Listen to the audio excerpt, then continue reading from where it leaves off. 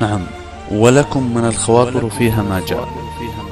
الحياة ما هي إلا صورة جماعية كبيرة قد تتنازل يوما عن مكانك فيها لسعادة من تحب. نعم بهاء، ستأخذنا المفردات إلى أوجاعنا التي لا تنتهي والتي ليس لها معنى في حياتنا، لكننا صنعناها بأنفسنا فبؤسا لنا. وأيضا يا ديما، هناك حزنا يرغمك على الكتابة، وحزنا يرغمك على البكاء، لكن أشد الأحزان من يرغمك على النوم.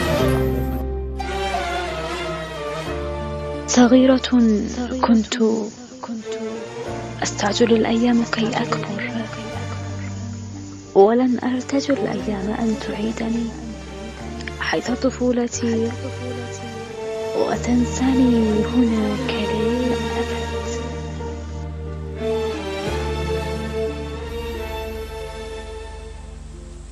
فلنعلم جميعا، ليس الموت هو أكبر خسارة بالحياة، فأكبر خسارة ما يموت بداخلنا ونحن ما زلنا على قيد الحياة.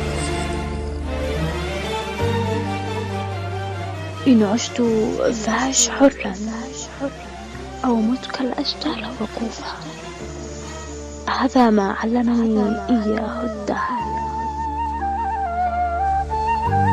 نعم، والأيام قد فعلت فعلها، وما زلت أؤمن بأني سأجد الطريق يوما ما إلى ذاتي، إلى حلمي، إلى ما أريد.